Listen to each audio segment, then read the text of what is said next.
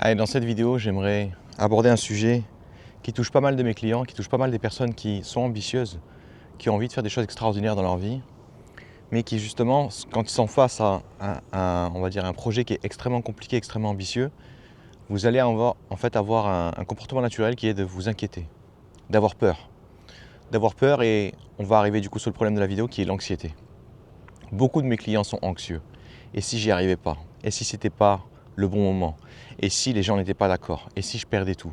Et si je gâchais mon argent? Et si je refaisais tout le temps les mêmes erreurs ou je ne sais quoi encore? L'anxiété, en fait, c'est juste avoir peur d'un danger qui n'est même pas encore là, qui n'est même pas réel parfois, qui ne va même jamais arriver. Mais c'est toute cette histoire du et si il se passait ça? Et si je ratais le coche? Et si je ne sais quoi encore? Et il y a un truc à savoir sur le cerveau, en fait, c'est que tous les films que vous faites dans la tête, pour lui, c'est comme ça arrivait. Comme si ça arrivait, pardon. C'est comme si c'était la réalité. Donc forcément, quand vous allez commencer à partir dans ce délire-là, le et si, quelles sont les peurs que je pourrais avoir, vous allez en fait, on va dire, faire un cercle vicieux. Ah ouais, et si j'ai ce problème-là, du coup, ouais, j'aurai aussi ce problème-là. Et ensuite, il y a ce problème-là aussi qui va arriver. Oh mon Dieu, mais comment est-ce que je vais faire pour faire ce problème-là? Et en fait, vous n'avez même pas le temps de réfléchir sur est-ce que ça va arriver? Est-ce que je suis lucide? Est-ce que réalistement ça va m'arriver ou je ne sais quoi encore? Que vous allez juste tourner en boucle dans la peur. Et la peur, en fait, est un sentiment extrêmement puissant qui, justement, nous pousse à, on va dire, réagir automatiquement. Et quand on a peur, qu'est-ce qui se passe? Vu que notre cerveau est câblé pour notre survie et non pour notre succès, notre épanouissement, je ne sais quoi encore, bah, votre cerveau, en fait, il n'a pas envie de lâcher l'affaire. Parce qu'il se dit, attends, il y a un danger, là, tu me dis qu'il y a un danger, il faut absolument qu'on s'en occupe. Qu'est-ce qu'on peut faire? Et vous serez tellement apeuré, en fait, que vous n'y arriverez pas. Que vous n'arriverez pas, on va dire, à trouver de solution et à vous rendre compte que c'est juste des conneries que vous êtes en train de vous raconter.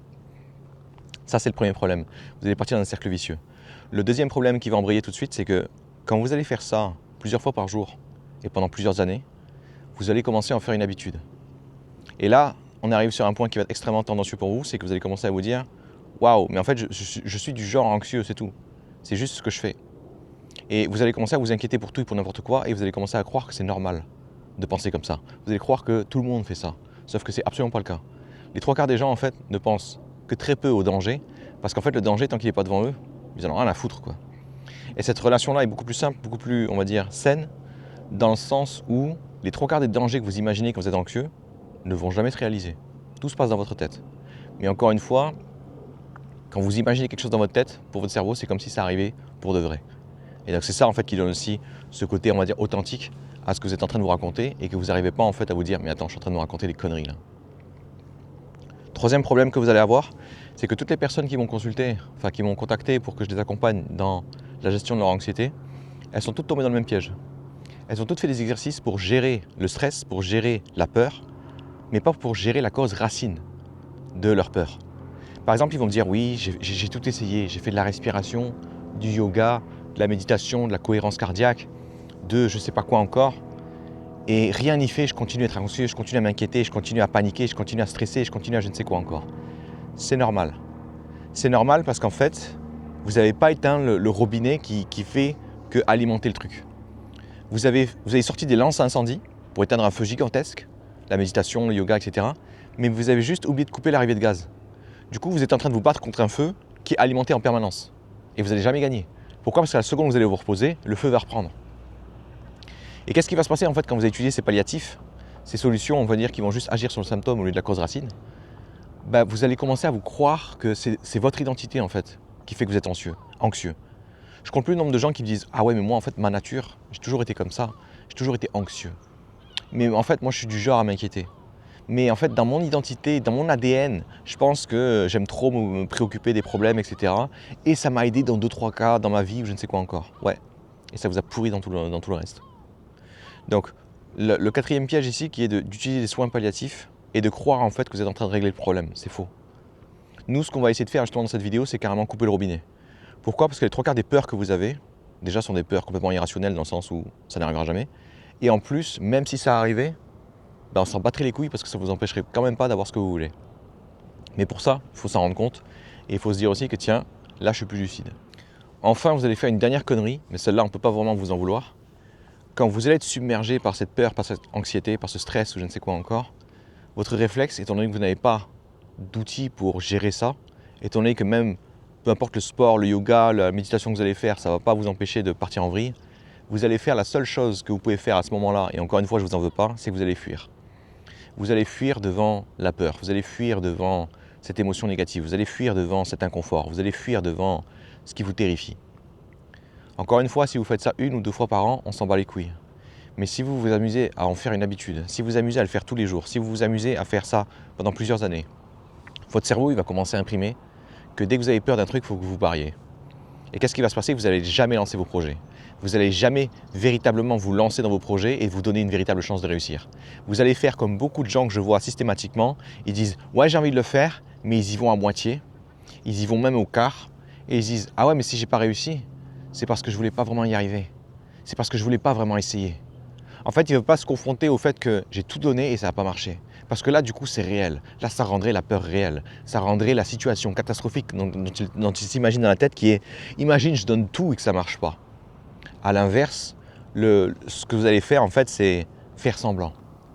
Il y a des mecs qui vont se dire « ouais, moi, je veux monter mon business, etc. » Je fais « ok, et tu fais quoi là pour l'instant ?»« Ben là, je suis en train de lire des livres pour me renseigner, pour savoir en fait comment faire, etc. » « Ok, tu fais ça depuis combien de temps ?»« Depuis 10 ans. » Vous voyez, ce gars-là, en fait, il se lance qu'à moitié. Il va emmagasiner des connaissances, il va se préparer comme pas possible, il va même échanger avec des entrepreneurs, etc. Mais il ne se lancera jamais. Et c'est ça, en fait, qu'on veut enlever.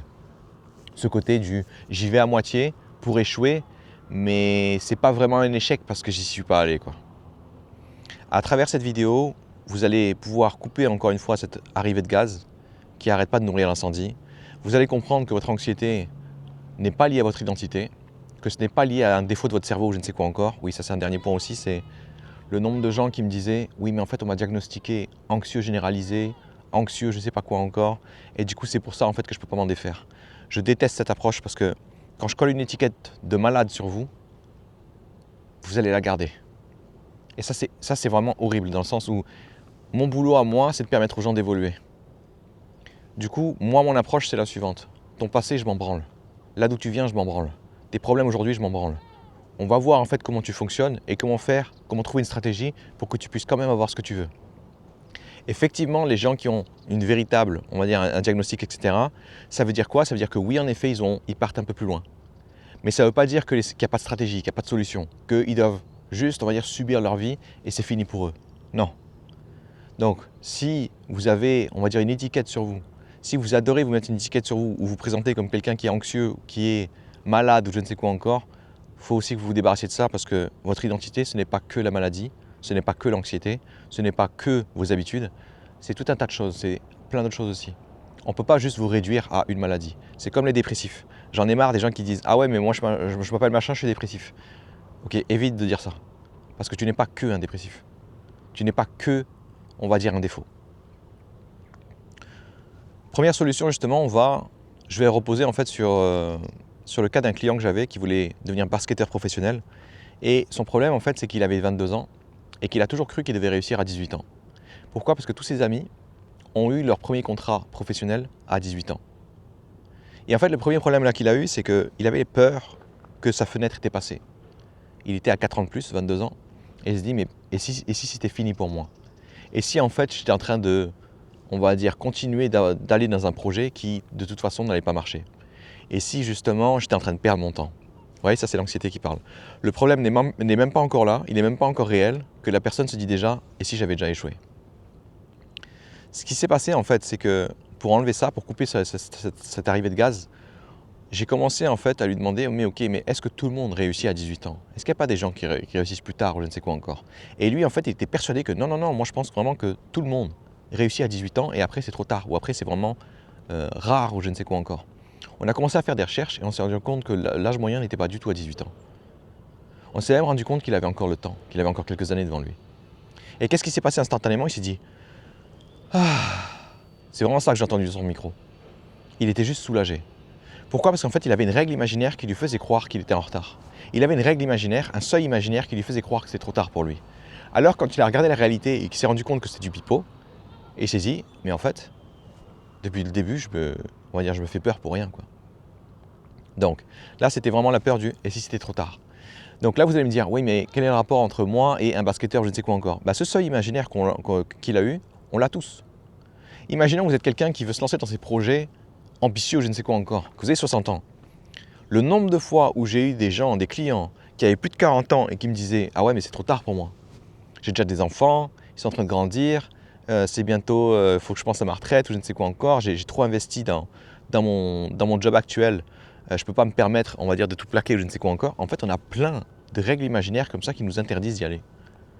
Et le premier qu'on a, c'est effectivement le seuil sur l'âge. Ah oui, mais à mon âge, qui c'est qui lance son entreprise? J'ai plus 20 ans, moi, j'ai plus la fougue, j'ai plus je sais pas quoi encore, on s'invente plein de trucs de merde. Sauf que quand vous regardez les vraies statistiques, quand est-ce que les gens ont une entreprise qui marche, etc., c'est autour de 47 ans, quoi. C'est-à-dire que les gens pensent tous qu'il faut être comme dans la Silicon Valley, vous savez, où vous lancez votre start-up, vous levez des millions directement, l'argent coule à flot. Non, ça c'est vraiment une très petite partie des gens qui se lancent. Les trois quarts, c'est on lance une entreprise, on galère sa race pendant je ne sais pas combien d'années, on commence enfin à en vivre, et ensuite seulement on atteint le pic parce qu'on sait enfin ce qu'on fait et pourquoi on le fait et pourquoi ça marche. Mais du coup, tout le monde part avec des seuils qui n'ont aucun sens. Par exemple, aujourd'hui, je parlais avec des jeunes et ils me disaient « Ouais, mais j'ai 18 ans, je ne suis toujours pas parti de la maison familiale, j'ai l'impression d'être un échec. » Alors déjà, ce truc des 18 ans, c'était vrai, on va dire, dans les années 80 ou je ne sais quoi encore, où le coût de la vie était nettement moins cher, où le coût de se loger était nettement moins cher. Rien que moi, déjà, je suis né en 88. Quand je suis arrivé en 2000 et qu'on m'a dit « Ouais, il faudrait que tu trouves un appart, etc. » Je regardais la gueule des loyers, j'avais peur, quoi. Maintenant, en 2025, c'est pratiquement 2 fois pire que ce que j'avais moi à l'époque, mais c'est mort. Par contre, ça n'a pas empêché les gens de garder un seuil imaginaire qui se sont créés dans les années 80, de le répéter en boucle comme ça à leurs enfants et à leurs petits-enfants, etc. Juste parce qu'à 18 ans, tu es majeur. Et du coup, à 18 ans, en fait, soi-disant, tu es supposé être responsable, autonome ou je ne sais quoi encore. Mais à 17 ans et 364 jours, ah ouais, non, mais là, tu es encore un gamin. Vous voyez que ça n'a aucun sens. Et c'est ça, en fait, l'anxiété. Vous allez vous inventer plein de seuils qui font que dès que vous allez les dépasser, vous allez commencer à souffrir, vous allez commencer à vous dire merde, il y a un problème avec moi, et vous allez tellement souffrir, vous allez tellement être, on va dire, apeuré, que vous ne serez plus lucide. Et c'est ça qui est marrant avec la peur, c'est que la peur tire encore une fois sa puissance de l'inconnu. Tant que vous n'allez pas gratter dans la peur, la peur aura une influence sur vous, elle aura une emprise sur vous. À l'inverse, dès que vous la confrontez, vous la regardez droit dans les yeux, vous dites ok, tu me dis que c'est trop tard. Je viens de regarder, c'est pas le cas. Poum, la peur dégage. La peur, c'est fini, il n'y a plus d'emprise. Mais parce que justement, vous avez appris à fuir ces émotions négatives, vous n'avez jamais pris à, on va dire, à leur rentrer dedans. Et c'est ça en fait que je veux faire aussi à travers cette vidéo. Autre peur que vous devez apprendre à massacrer si vous voulez justement arrêter d'être anxieux. Là, je retourne encore une fois sur mon client qui était sportif basketteur et qui voulait passer pro. Il me disait, j'ai peur de perdre, j'ai peur d'échouer, j'ai peur de perdre trop de tournois ou je ne sais quoi encore et de jamais être repéré. Et en fait, je lui pose une question simple, je lui dis, ok, tu es dans le basket amateur. Dans le basket amateur, est-ce qu'il y a plus de gens qui échouent ou qui réussissent? Et là, il me dit sans hésiter, il me dit, il y a plus de gens qui échouent, ça c'est sûr. Genre, on est je sais pas combien de licenciés dans le basket, il y en a très peu qui vont passer pro finalement. Ok, donc la norme finalement, c'est de perdre. La norme finalement, c'est d'échouer. La norme finalement, c'est de ne pas y arriver tout de suite. Il me dit, ouais, là je te suis. Pourquoi du coup tu paniques quand tu commences à perdre alors que c'est littéralement ce qui est supposé arriver? Et là, il se rend compte qu'il est complètement con. Là, il se rend compte que, putain, oui, mais c'est vrai qu'on m'a toujours appris que perdre c'était mal, mais je suis littéralement dans un environnement où perdre est la norme. Et il me disait, il allait plus loin, il disait dans un tournoi par exemple de basket, il y avait 16 équipes qui étaient invitées, il y a une équipe qui gagne, il y en a 15 qui perdent, quoi. Il y a, on va dire, sur l'échelle nationale, quand il y a les qualifications, quand il y a les petits tournois, etc. pour, on va dire, la sélection, il y a encore plus de perdants, quoi. Et il me disait, mais en fait, je suis carrément dans un environnement où on fait plus de perdants que de gagnants. Du coup, il commence même à aller plus loin, il se dit, mais en fait, quand je regarde la carrière d'un pro, maintenant qu'il sait que c'est à 24 ans, etc., qu'il y a des gens qui sont encore repêchés, qui sont encore sélectionnés, il se dit, mais en fait, un mec qui réussit à 24 ans, il a échoué pendant 23 ans, quoi. Enfin, pratiquement 23 ans et je sais pas combien de mois, pour se dire, il a juste échoué, quoi. Et c'est seulement à la fin, quand il a son contrat, que ça y est, maintenant il a réussi et il est dans le circuit et il peut commencer maintenant à se la donner, quoi. Et c'est ça, en fait, que je veux vous faire comprendre. Là, vous allez certainement me dire, oui, mais un basketteur, ça, ok, il perd tout le temps, mais moi, alors comment ça marche? Vous, c'est pareil. Quand vous allez avoir votre projet ambitieux que vous voulez lancer, dans votre tête, vous vous dites, ah ouais, mais si j'échoue, ah ouais, mais si ça marche pas, ah ouais, mais si c'est compliqué. Mais c'est littéralement le but. Quand je vais lancer n'importe quel projet ambitieux, je vais échouer. Sur 150 projets que j'ai lancés, 148 ont échoué. Est-ce que ça veut dire que j'ai échoué? Non, parce que j'en ai 2 qui ont réussi, et voilà comment ça marche la réussite. Vous échouez, vous échouez, vous échouez, vous échouez, ça y est, j'ai réussi. Et maintenant que j'ai réussi, pour le reste de ma vie, j'ai réussi. Pareil quand vous allez apprendre à parler l'anglais. Ah, j'aimerais trop être bilingue en anglais. Je suis pas bilingue, je suis pas bilingue, je suis pas bilingue, je suis pas bilingue, mais je m'améliore, je m'améliore, je m'améliore, je m'améliore. Et hop, ça y est, je suis bilingue. Et une fois que vous êtes bilingue en anglais, il n'y a personne qui pourra vous l'enlever. Tant que vous continuerez, on va dire, de pratiquer un petit peu, de maintenir le truc, etc. C'est pareil pour, je sais pas, vous voulez apprendre à jouer un morceau à la guitare, vous savez pas y jouer, vous savez pas y jouer, vous savez pas y jouer, vous savez pas y jouer, et ça y est, vous avez réussi. Et à partir de là, on ne peut plus vous l'enlever. Tant que vous continuez, on va dire, le conserver, le travailler, etc. Donc, tous les gens qui pensent que, encore une fois, comme à l'école, que si vous échouez trop, c'est fini pour vous, c'est faux. Parce que tout le monde, dans la vie réelle, échoue énormément jusqu'à réussir. Et une fois que vous avez réussi, c'est fini. C'est fini dans le sens où c'est bon, vous avez réussi. Ouais, mais il y a quand même des mecs qui montent une entreprise, qui échouent, et du coup, ils sont dans la merde. Ben ouais, sauf que qu'est-ce qui se passe avec ces gens-là? Ils en relancent une autre. Et parce qu'ils en relancent une autre et qu'ils ont pris énormément d'expérience, il va leur falloir 10 fois moins de temps pour réussir à nouveau. Et, et à ce moment-là, à quoi ils vont jouer? Ils vont jouer à « faut pas que je me plante cette fois-ci ». Et qu'est-ce qui va se passer? Ils vont se planter au bout d'un moment. C'est pour ça en fait qu'ils vont commencer à s'entourer de plus en plus de personnes qui ont de l'expérience pour minimiser les chances. Mais tout ça pour vous dire que même s'il peut se passer un truc de négatif, vous pouvez faire 1 million de choses pour justement contrebalancer les chances que vous foiriez complètement. Donc là, justement, la peur de cette personne-là, qu'est-ce que c'était? J'ai peur de perdre. Et quand il a compris cette réalité-là, que perdre aujourd'hui n'est pas si grave que ça n'a aucune influence, il a commencé à arrêter d'être anxieux sur le fait de perdre. Pourquoi est-ce qu'il était terrifié à l'idée de perdre? Parce que dans sa tête, il croyait encore que s'il perdait trop, il serait moins sexy aux yeux des recruteurs. Et du coup, c'est pour ça en fait qu'il n'était pas pris. C'était ça en fait son scénario catastrophe. Mais c'est évident que le mec, il veut donner toute sa vie pour devenir basketteur pro, et il est en train de tourner dans sa tête tous les jours, je ne vais pas y arriver, ma vie va être gâchée. Mais moi aussi, je serais anxieux. Moi aussi, je serais en train de paniquer. Sauf que c'était faux. Et c'est ça, en fait, couper l'arrivée de gaz. C'est arrêter de croire en des trucs qui sont faux, en des règles imaginaires qui n'ont aucun sens, juste parce qu'il y a des gens qui vous ont dit des choses, ou parce que vous avez vu certains de vos collègues qui ont réussi à 18 ans, 3 ans avant vous, je ne sais quoi encore. Et du coup, ça va créer chez vous le truc du « Ah ouais, mais 6 mois, c'était trop tard ». C'est évident que les gens qui ont été sélectionnés à 18 ans, ils vont vous dire des trucs comme « Ah tu sais, moi j'ai été sélectionné de manière très précoce, hein, et c'est seulement à 18 ans, voilà, on m'a pris directement et on m'a dit vas-y, tu vas en pro maintenant, quoi. » Et en vrai, c'est ça qu'il faut que tu fasses si tu veux réussir. C'est évident que si je regarde des gagnants du loto, ils vont me dire qu'il faut jouer au loto, quoi. Ah, comment on fait pour réussir, monsieur gagnant du loto? Bah tu vois, il faut que tu joues, tu claques toutes tes économies là-dedans, et un jour tu vas gagner toi aussi. Mais c'est évident que je vais perdre dans ce jeu-là. Pourquoi? Parce que lui, il a eu de la chance. Tant mieux pour lui s'il a la génétique, s'il a on va dire le point de départ parfait pour réussir sa vie. Moi, ce n'est pas le cas. Est-ce que ça veut dire que je ne peux pas y arriver? Non. Ça veut dire que je ne peux pas y arriver en suivant sa méthode. Ça veut dire que je ne peux pas y arriver en faisant exactement comme lui il a fait. C'est tout. Donc ça, c'était pour le deuxième élément qui va vous créer énormément d'anxiété, c'est et si j'échouais? Et si ça ne marchait pas? Et si je perdais? Et si je ne savais pas ce que je faisais? Non, vous n'allez absolument pas savoir ce que vous faites. Et ça tombe bien, tout le monde est passé par là. C'est le but même d'apprendre. Et qu'est-ce qui se passe quand vous perdez? Qu'est-ce qui se passe quand vous échouez? Qu'est-ce qui se passe quand vous ne prenez pas la bonne décision? Vous faites la seule chose utile à ce moment-là. Vous analysez la situation, vous comprenez pourquoi vous avez pris la mauvaise décision et vous repartez avec un apprentissage. Et c'est ce qu'il faisait justement ce basketteur. Qu'est-ce qui s'est passé en fait quand il a vu que c'était plus trop tard pour lui? Tous les soirs, il me disait, tous les soirs après les matchs, il demandait à certains de ses collègues d'avoir des caméras pour filmer son match et du coup il refaisait le match à chaque fois chez lui. Du coup il progressait énormément. Qu'est-ce qui s'est passé au bout d'un moment? Il a tellement progressé qu'en effet au bout de 2 ans, 24 ans, il a été repéré et il a eu son contrat professionnel. Mais pourquoi est-ce qu'il a réussi à faire ça? Parce qu'il a arrêté de croire que chaque échec était son arrêt de mort. Il a arrêté de croire que chaque échec était finalement un clou de plus sur son cercueil. Il s'est dit mais non, tout le monde échoue jusqu'à réussir. Donc moi tout ce que j'ai à faire c'est progresser suffisamment pour réussir. Vous, c'est le même délire. Tous les gens qui lisent des livres sur le business pour lancer leur affaire, etc., ils ne le font jamais. Ils ont peur de quoi? Et si ça ne marchait pas? Et si avec toutes les connaissances que j'avais, je me plantais quand même? Mais vous allez vous planter. Sauf que quand vous allez vous planter, vous allez vous rendre compte que j'ai rien perdu en fait. Ça veut dire quoi, j'ai rien perdu? Ça veut dire que, imaginons, je suis un trou du cul qui a lu plein de livres de business, qui va lancer son affaire mais qui ne sait pas ce qu'il fait. Et que je me plante. Genre je fais un truc, je sors un produit et il n'y a personne qui veut l'acheter. Je suis toujours le même trou du cul en fait. Je suis toujours le même trou du cul qui ne sait pas lancer un business. Donc je n'ai rien perdu, j'ai toujours le même point de départ. Par contre, ce qui s'est passé, c'est que je vais pouvoir apprendre. Je vais tiens, c'est vrai que j'ai pas vendu mon produit parce que j'ai pas fait assez de publicité. Allez, je vais essayer de faire de la publicité. Ah putain, c'est vraiment dur de faire une publicité, j'arrive pas à la faire. Bon, je vais essayer d'en faire une quand même. Ça marche pas du tout. Cool.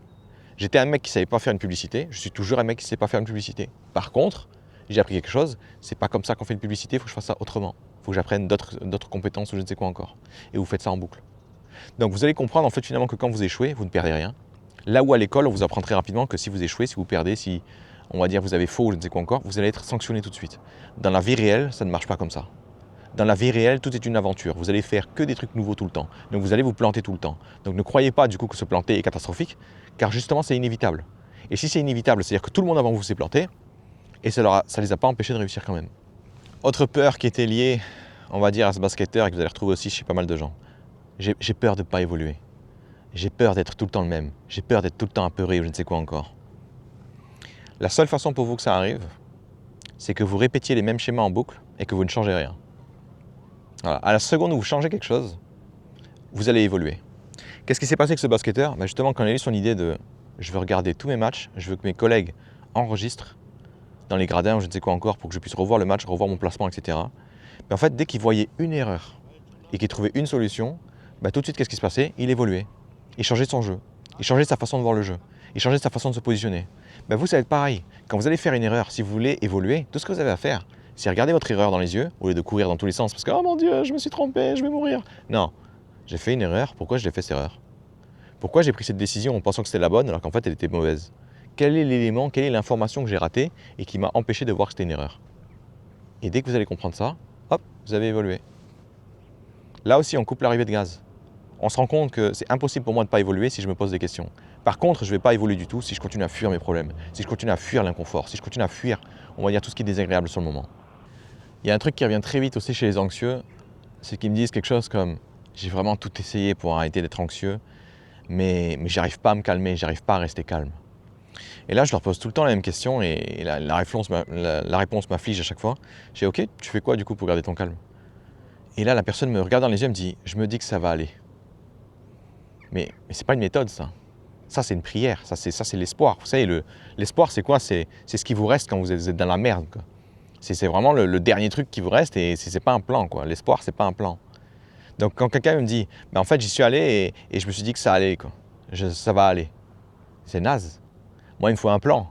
C'est quoi un plan? Je vais aller là-bas. J'ai jamais fait ça de ma vie. Du coup, c'est sûr, je vais me planter. Mon but, c'est le suivant. Me planter rapidement, à moindre coût, et retirer un maximum d'apprentissage à chaque fois. En 2 heures, j'aimerais me planter 40 fois. J'aimerais faire 40 tests, évidemment pas au hasard, 40 tests, et ensuite comprendre pourquoi ça ne marche pas à chaque fois et me rapprocher de, on va dire, de mon objectif. Ça, c'est un plan. C'est un plan où je ne peux que gagner. Parce que pour avancer, j'ai juste besoin d'échouer. Et échouer, c'est extrêmement simple. Il suffit de ne pas savoir ce qu'on fait. Ce qui est littéralement votre cas quand vous vous lancez dans quelque chose qui est ambitieux. Mais juste vous dire, ok, il faut que je le fasse et ça va aller. Non, je suis anxieux. Je me crée des scénarios catastrophes à partir de rien. C'est évident que ça ne va pas aller. Dès que je vais avoir un échec devant moi, parce que je pense que l'échec est synonyme de catastrophe imminente, je vais courir dans tous les sens et agiter les bras. À l'inverse, si j'ai éteint déjà le robinet de gaz qui me dit, en fait, échouer, c'est grave. Ça, si je l'ai viré et c'est échouer, je perds absolument rien, je fais que apprendre, je fais que évoluer, c'est évident que ça va aller. Et vous voyez ce truc-là du j'essaie de me réconforter sur le tas, me dire ah, ça va aller, tu vas y arriver, tu vas t'en sortir, etc.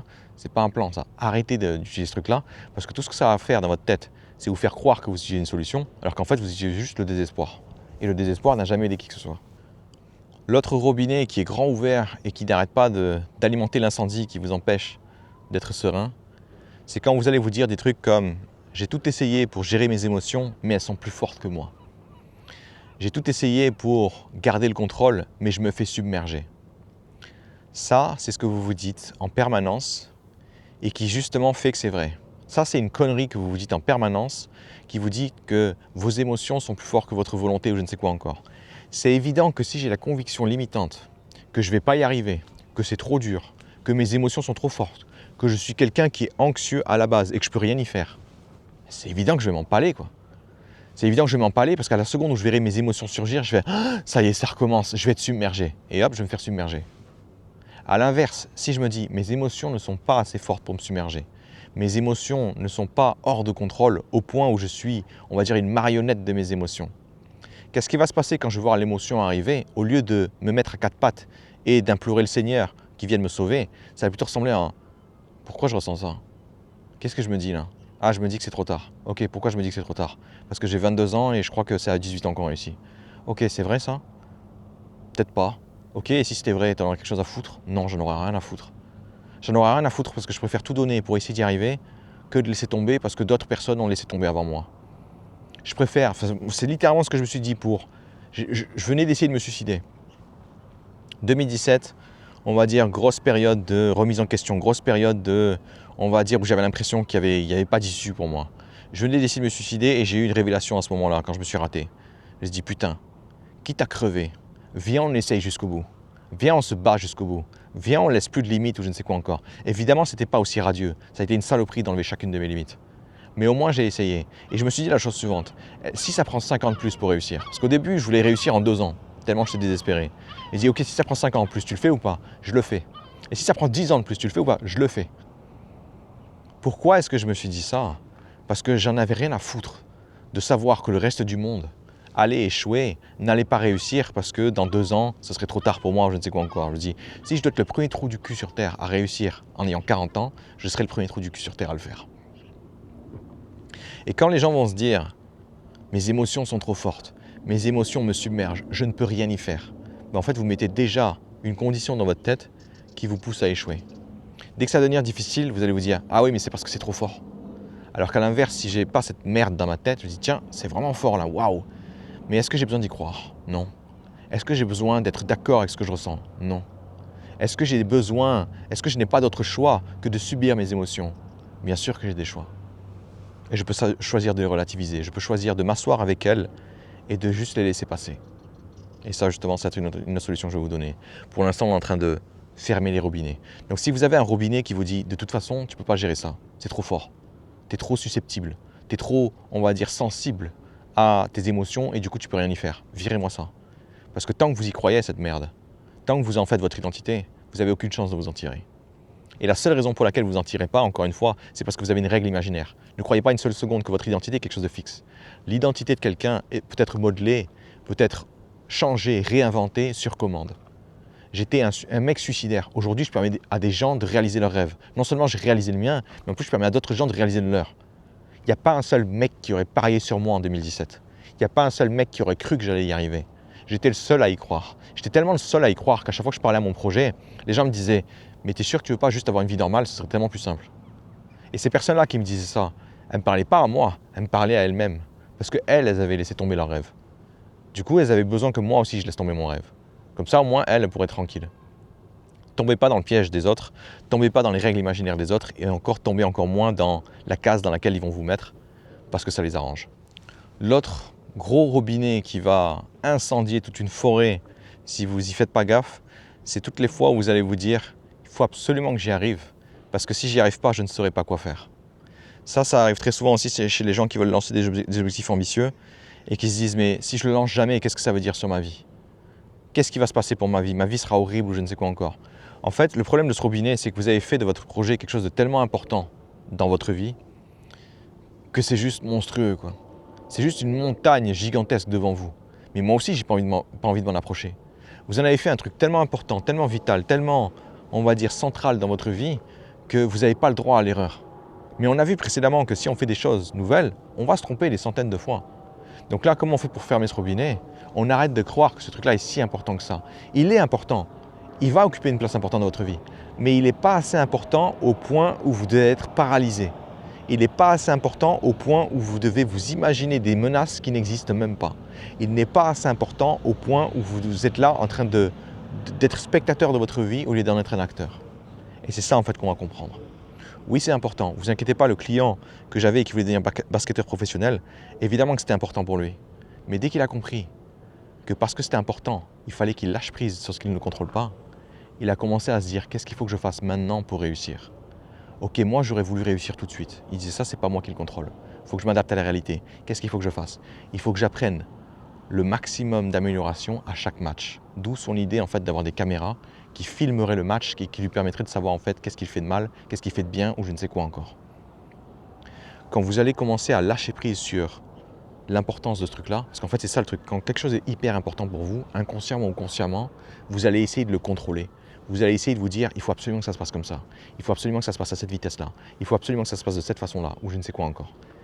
Et ça, en fait, c'est ça qui va vous détruire, parce que dès que vous allez commencer à vous écarter de ce chemin que vous êtes inventé dans la tête, parce qu'il faut absolument que ça marche, là vous allez paniquer. Et qu'est-ce qui s'est passé en fait avec ce joueur?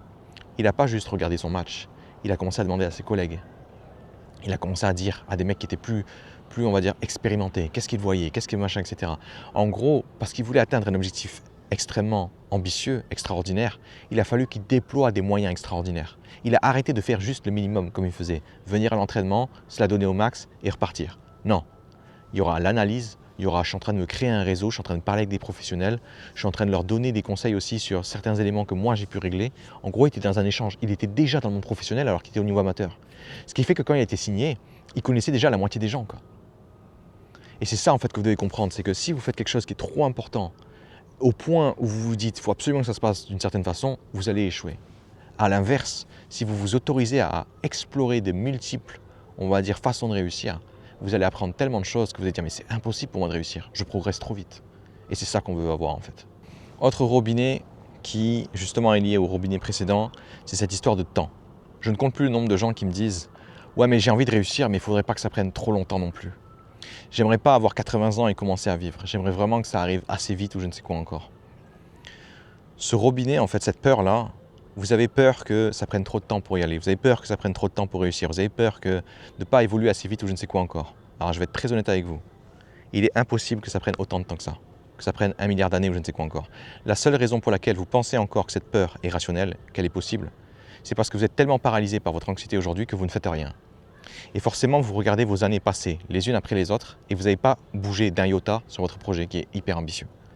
Alors forcément, cette peur, qui au départ était complètement sur du bidon, sur rien, sur de l'air, elle devient de plus en plus réelle parce que tout ce que vous faites, c'est être paralysé par la peur. À l'inverse, à la seconde où vous vous dites, tu sais quoi, je ne sais pas quand je vais réussir exactement. Par contre, je sais une chose, si je continue à me toucher la bite pendant des années, il ne va rien se passer du tout. À l'inverse, si je me dis tous les jours, je fais un pas en avant, c'est sûr et certain que j'y arriverai infiniment plus vite que la vitesse que j'ai aujourd'hui. Et qu'est-ce qui s'est passé en fait à chaque fois que ce basketteur ou les autres clients que j'ai eus ont commencé à avancer, à, on va dire, évoluer, plutôt que de se dire non, il faut que j'attende le moment parfait ou je ne sais quoi encore, ils évoluaient tellement vite qu'ils se disaient waouh, mais en fait je pense que ça va prendre nettement moins de temps que prévu. Et en effet, ça prenait moins de temps que prévu. Pourquoi? Parce qu'ils avaient accepté d'avancer plutôt que d'attendre le bon moment, plutôt que d'attendre de ne plus avoir peur, de ne plus être anxieux, de ne plus stresser ou je ne sais quoi encore. Ils se disaient juste mon boulot c'est d'avancer, mon boulot c'est de faire plusieurs pas en avant par jour. Au début, vous allez en faire un, puis après, dès que vous en ferez un, vous en ferez deux, puis après, dès que vous en ferez deux, vous aurez envie d'en faire trois, puis quatre, puis cinq. Et en plus, vous allez commencer à travailler d'une façon extrêmement, on va dire, efficace. Et vous allez vous rendre compte d'un truc. Tous les gens qui échouent dans leurs projets ambitieux avancent de un pas par jour maximum, même après 10 ans d'expérience. Donc si vous voulez réussir plus vite, vous avez juste à aller plus vite que ça, quoi. Et quand vous allez comprendre que les trois quarts des gens patinent, vous allez dire, mais en fait, c'est pas dur du tout. Et c'est vrai, parce que la moyenne, vu qu'elle est assez basse, dans le sens où la moyenne d'une vie normale, c'est quoi? C'est avoir un job de salarié classique, ne jamais lancer ses projets, ne jamais avoir une vie qu'on aime et regretter à la fin d'avoir une vie de merde. Ben, faire mieux que ça, c'est vraiment pas compliqué, quoi. Par contre, pour y arriver, il faut que vous arrêtiez de vous inquiéter pour rien. Il faut que vous arrêtiez d'imaginer des dangers pour rien. Dernier robinet que j'aimerais que vous appreniez à fermer à travers cette vidéo, et c'est un robinet de taille, c'est de regarder les gens autour de vous, de vous dire ces gens-là ont tous réussi avant moi, du coup c'est trop tard pour moi. Moi c'est ce que j'avais aussi quand j'étais dans l'e-sport, donc en gros c'est du jeu vidéo mais compétitif. Toutes les personnes qui réussissaient dans ce milieu avaient entre 16 et 18 ans. Pourquoi? Parce qu'en fait dans ce milieu-là, vu qu'on est un peu débile et que c'est très, on va dire, c'est très amateur, on prend que des gens qui ont des facilités incroyables, on va dire un talent particulier, un talent inné. Forcément moi qui ai 30 ans et eux qui en ont 18, j'étais en train de me dire mais est-ce que c'est pas trop tard pour moi? Et en fait, c'est là que j'ai compris que j'en avais rien à foutre. J'en avais rien à foutre parce que le projet était suffisamment important pour moi, pour même si je réussis bien après les autres, ça en valait la peine pour moi. Et ça aussi, vous devez le comprendre, c'est-à-dire que c'est pas parce que certains ont réussi plus vite que vous que vous ne pouvez plus réussir, pardon. Tous ces trucs sur l'âge, sur est-ce que tu as le bon diplôme, est-ce que tu as la bonne formation, est-ce que tu as le bon machin, tous ces trucs-là, c'est du pipeau. C'est du pipeau parce que les gens veulent juste se rassurer, du coup ils vont chercher en fait les marqueurs communs chez tous les gens qui ont réussi. Et si chez tous les gens qui ont réussi, ils ont tous un costard, ben vous allez commencer à mettre un costard. Quelle est la logique derrière? Il n'y en a pas. C'est purement émotionnel, c'est purement pour vous rassurer. Pourquoi est-ce que les gens aiment bien, on va dire, partager les mêmes caractéristiques que certaines personnes? Parce que ça nous rassure. Il y a un truc qui est extrêmement puissant dans notre cerveau, c'est qu'on est rassuré immédiatement par le nombre. Je vous donne un exemple. Vous devez, on va dire, prendre le train pour aller quelque part. Le timing est assez short et en plus il y a une correspondance. Vous allez paniquer obligatoirement parce que vous vous dites « Merde, la gare où j'arrive, j'y suis jamais allé et je dois prendre une correspondance et j'ai que 2 minutes. » Qu'est-ce qui va se passer automatiquement? Votre cerveau il va détecter que vous commencez à paniquer, il va se dire « T'inquiète pas, tu auras juste à suivre les gens. T'inquiète pas, les gens ne sont pas débiles, soit ils vont aller vers la sortie, soit ils vont aller justement vers la correspondance qui t'intéresse toi. » Alors qu'est-ce qui va se passer? Vous allez descendre de votre train, vous allez paniquer, jusqu'au moment où vous allez voir tout le monde partir dans une seule direction. Du coup vous allez faire pareil. Et pendant que vous allez faire ça, votre cerveau immédiatement il va vous calmer. Dire regarde, tu es juste en train de suivre le mouvement et ces gens s'ils vont tous par là, c'est qu'il y a une raison. C'est qu'ils ont sûrement raison. Et pendant que vous êtes en train de vous calmer, vous commencez enfin à regarder vos putains de panneaux, vous commencez enfin à regarder où est la correspondance et vous vous rendez compte que même si c'était short, vous avez en fait 10 minutes de rab. Et quand est-ce que vous êtes calmé? Quand vous avez commencé à suivre le mouvement comme un mouton. C'est un truc qui est extrêmement puissant et on retrouve ça chez les animaux très souvent. Ils vont être craintifs ou je ne sais quoi encore, qu'est-ce qu'ils vont faire immédiatement? Ils vont se regrouper avec des gens. Ils vont se regrouper avec des gens de leur espèce, avec des animaux de leur espèce ou je ne sais quoi encore. C'est complètement rationnel, c'est complètement, on va dire, irrationnel, c'est pas de la logique, c'est purement émotionnel. Donc quand vous allez commencer à vous dire merde, je suis différent des autres, merde, j'ai pas le même âge, merde, je corresponds pas à l'archétype parfait ou je ne sais quoi encore. C'est normal que vous paniquiez à ce moment-là parce que votre cerveau il a besoin de réconfort sur le moment. Vous allez faire quelque chose de nouveau. Plus il a de points communs avec les autres qui ont réussi, plus il se dit c'est bon, on va le faire. Par contre, ça ne veut pas dire l'inverse. Ça ne veut pas dire que si vous êtes différent, vous ne pouvez pas y arriver. Et ça, en fait, vous devez le comprendre. Une fois que vous comprenez ça, une fois que vous comprenez que c'est purement émotionnel et qu'il y a des gens qui ont qui ont réussi dans n'importe quel milieu, mais qui n'avaient pas du tout la gueule de l'emploi, vous vous dites en fait, j'ai jamais eu besoin de ressembler aux autres. C'était juste un truc que je me traînais parce que c'était pratique, c'était facile. Mais maintenant que je l'ai pas, ça tombe bien, je vais faire des trucs ambitieux. Et si je veux faire des trucs ambitieux, là où tout le monde va aller à droite, moi je dois aller à gauche. Donc si j'ai l'air différent, c'est que je vais dans la bonne direction. Maintenant qu'on a fermé les robinets, il va falloir maintenant qu'on mette en place des solutions pour se débarrasser de l'anxiété, pour se focaliser sur ce qui marche réellement et du coup en faire notre histoire. En gros, là on va se dire comment on fait pour éteindre l'incendie véritablement plutôt que de juste, on va dire, fermer les robinets et attendre que ça crame. La première action que vous devez absolument mettre en place pour régler le problème, quand vous allez sentir la peur arriver. Pendant des années, en fait, vous n'avez fait que fuir. Pendant des années, en fait, vous n'avez fait que la nourrir ou je ne sais quoi encore. Maintenant, vous allez devoir faire l'inverse. Quand vous allez avoir peur, quand vous n'allez pas avoir confiance en vous, quand vous allez vous dire merde, et si ça se foirait ou je ne sais quoi encore, vous allez passer à l'action. Je sais ce que vous allez me dire. Ouais, mais si j'ai peur et que je passe à l'action, il y a très peu de chances que ça marche. Oui, et c'est le but. C'est que vous foirez. Je veux que vous foiriez un gros paquet de fois, tellement de fois, que ce serait impossible pour vous de vous dire « Ok, j'ai encore peur de perdre, j'ai encore peur d'échouer. » Pourquoi ça n'a aucun sens? Parce que quand vous allez échouer 10 fois, que vous allez vous rendre compte que vous êtes toujours vivant et que vous pouvez toujours essayer, vous allez enfin comprendre émotionnellement et pas seulement logiquement ici, que perdre, on s'en branle en fait. On s'en branle parce que vous ne perdez rien, vous ne faites qu'apprendre, vous ne faites qu'évoluer. Mieux que ça encore, quand vous allez perdre, ça ne vous empêche pas de recommencer. Et vous jouez à un jeu en fait où vous avez autant d'essais que vous voulez pour réussir et chaque échec ne vous coûte rien. À part un peu de temps évidemment, mais le temps que vous fassiez quelque chose ou pas, on va être honnête, il file quand même. C'est pas parce que vous essayez quelque chose que vous allez perdre du temps. Non, le temps file quoi qu'il arrive.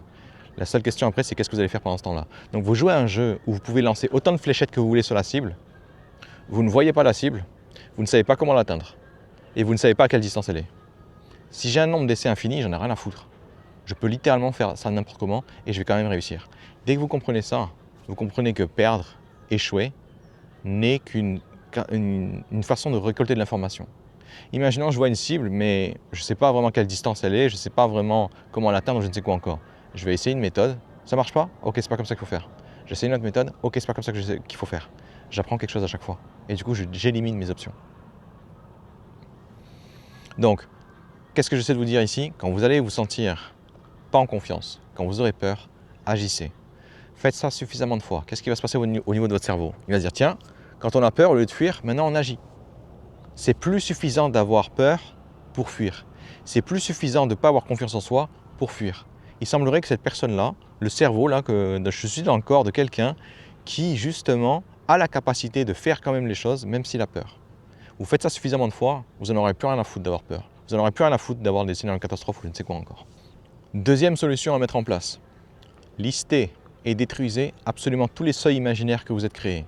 Ah, il faudrait que je réussisse à 18 ans. Ah, il faudrait que je lance mon entreprise à 32 ans. Ah, il faudrait que je ne sais pas quoi encore. Tous ces trucs-là, tous ces seuils imaginaires que le monde entier vous a mis dans la tête ou je ne sais quoi encore, détruisez-les. Pourquoi? Parce que ces seuils-là ne s'appliquent qu'à des gens dans la moyenne. Et la moyenne, c'est personne. A l'inverse, quand vous allez vous regarder vous-même, il n'y a absolument personne qui a fait des études sur quelqu'un qui est vous, avec les mêmes caractéristiques exactement, le même, on va dire la même époque exactement, les mêmes, on va dire, milieu social, milieu économique ou je ne sais quoi encore. Du coup, on n'a aucune donnée sur vous. Ça veut dire quoi? Ça veut dire que votre futur n'est pas encore écrit. Et si votre futur n'est pas encore écrit, vous pouvez faire ce que vous voulez. Donc détruisez tous les seuils imaginaires que vous avez, laissez les autres avoir les leurs. Ils vont essayer d'imposer les leurs sur vous. Pourquoi? Parce que s'ils se disent, eux, ah oui, mais moi je ne me lance pas parce que je suis trop vieux. Donc toi aussi, tu n'as pas le droit de te lancer. Comprenez que cette personne-là qui vous dit ça, se parle à elle-même.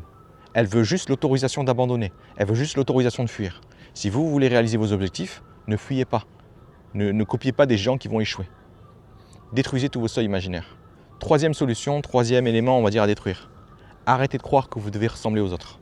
Arrêtez de croire que si vous ressemblez aux autres, alors c'est une bonne, on va dire, un bon plan, c'est une bonne direction, je ne sais quoi encore. La norme dans le monde, c'est d'échouer. Si vous ressemblez aux autres, vous êtes dans la merde. A l'inverse, si vous ressemblez à rien, à part à des mecs qui sont fous, qui ont réussi à faire des choses incroyables dans leur vie alors qu'ils n'auraient jamais dû réussir, là vous êtes dans la bonne direction. Et ces gens-là, en fait, il y en a très peu. Et c'est ces gens-là, en fait, que vous devez suivre. Pourquoi? Parce qu'eux ont réussi à faire l'impossible. Et c'est justement ce que vous essayez de faire aussi. Alors, laissez les autres ressembler aux autres, et vous, de votre côté, commencez à ressembler à ceux qui réussissent. Autre solution à mettre en place, autre comportement à modifier. Quand vous avez envie de fuir, quand vous êtes dans une émotion qui vous pousse à détaler, ne le faites pas. Ne le faites pas parce que si vous fuyez encore une fois, vous allez juste renforcer le fait que j'ai un seuil au-dessus duquel je ne peux plus répondre de quoi que ce soit. Au lieu de fuir, voilà ce que vous allez faire. Vous allez vous asseoir quelque part sur sur un truc confortable et vous allez laisser l'émotion, on va dire, arriver. Imaginez, en fait, je sais pas, je suis sur un pont, je vois une route en dessous de moi et je vois des voitures passer. Vous voyez, genre je suis au-dessus de l'autoroute, quoi. Je vois des voitures passer. C'est ça, en fait, vos émotions. Vous voyez des voitures passer. À aucun moment vous viendrez l'idée de vous mettre sur la route pour essayer d'arrêter les voitures. Ah non, je vais arrêter d'avoir peur, je vais arrêter d'être dans l'inconfort. Non, vous allez mourir si vous faites ça. Vous allez juste les laisser passer.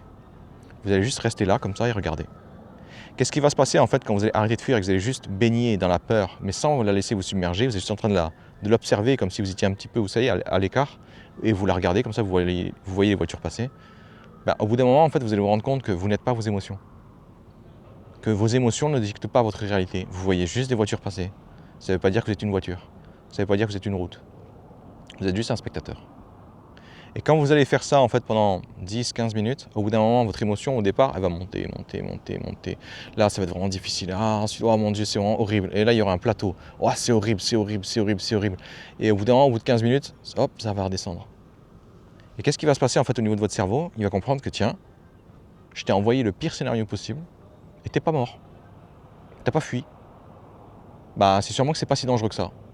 Et si vous apprenez en fait à rester là-dedans suffisamment longtemps et que vous le faites suffisamment de fois, au bout d'un moment, votre cerveau il va se dire bon bah en fait toutes les peurs que je t'ai envoyées avant c'était du pipeau quoi. Bon bah je note, j'arrête de te les envoyer. Donc au lieu de fuir, soyez à l'aise dans l'inconfort. Soyez à l'aise avec le fait que vos problèmes, peu importe leur gravité, ils vont passer. Et quand vous comprenez ça, vous allez vraiment pouvoir vous détacher de vos émotions négatives. Vous allez vraiment pouvoir, on va dire, réduire leur emprise sur vous. A l'inverse, si vous fuyez à chaque fois, vous allez juste confirmer qu'en effet, vos émotions sont beaucoup trop puissantes et que vous ne pouvez rien y faire. Enfin, dernière solution, ou plutôt deux dernières solutions. Allez, je commence par l'avant-dernière. J'ai dit précédemment que les palliatifs, ce n'était pas ce dont vous avez besoin. Mais ça ne fait pas non plus de mal, dans le sens où, quand vous allez fermer le robinet et que vous apprenez en plus à éteindre l'incendie activement, c'est les deux approches en fait qu'il nous faut. Donc continuez à faire vos respirations, continuez à faire votre sport, continuez à faire votre yoga, votre méditation, votre cohérence cardiaque ou je ne sais quoi encore, pour continuer à lutter contre l'anxiété, le stress ou je ne sais quoi encore. Le seul truc que je voulais vous faire comprendre à travers cette vidéo, c'est que vous devez absolument fermer les robinets d'abord. Parce que tant que vous laissez le gaz s'échapper et alimenter le feu, vous vous battez contre, on va dire, un feu qui est immortel, quoi. Là, maintenant qu'on a coupé l'arrivée, qu'on a détruit complètement les robinets, il est temps d'éteindre le feu aussi. Et là, du coup, vous faites ce que vous avez appris à faire. Juste, n'utilisez pas la méthode du « ça va aller ». Non, on s'en fout que ça va aller. Je vais me planter. Je vais me planter. C'est ça, ça va aller. C'est je vais me planter et on s'en bat les couilles parce que ça me permettra d'apprendre, ça me permettra d'évoluer. Par contre, dernière solution, et celle-là, je veux vraiment que vous la mettiez en place, toutes les semaines, notez ou même tous les jours, notez dans un cahier les victoires que vous avez eues, les progrès que vous avez faits, les apprentissages que vous avez eus. Le but de ce carnet, c'est quoi? C'est que vous voyez en fait, que vous ayez une trace de toutes les victoires que vous avez eues. Pourquoi? Parce que pendant très longtemps, vous avez laissé vos émotions négatives vous empêcher d'avancer. Et parce que vos émotions négatives ne vous lâchaient jamais, vous aviez l'impression de tout le temps être assailli, ce qui n'était pas faux d'ailleurs. Par contre, l'inverse, c'est un peu plus bâtard, dans le sens où le cerveau, encore une fois, il est là pour nous aider à survivre. Donc il va accorder énormément d'importance à tout ce qui est négatif, à tout ce qui est danger. Ce qui fait que justement, il va vous les garder en tête. Tout ce qui n'est pas danger, votre cerveau va les filtrer, va les oublier. Autrement dit, si pendant une semaine, par exemple, j'ai progressé comme un fou, je me suis amélioré dans tous les sens, j'arrive en fin de semaine, je me dis, ok, combien de trucs j'ai appris aujourd'hui? Enfin, combien de trucs j'ai appris cette semaine? Et je ne vais même pas m'en souvenir d'un dixième. Pourquoi? Parce que mon cerveau, encore une fois, il n'est pas là pour me souvenir, pour me permettre de me souvenir. Il est là pour me permettre de survivre. Donc il va garder que les dangers en tête. Tout ce qui a bien marché, il s'en tape.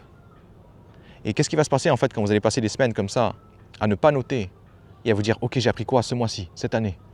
Vous allez arriver, on va dire, imaginons au bout d'une semaine, vous aurez 10 éléments. Dans un mois, vous aurez encore 10 éléments.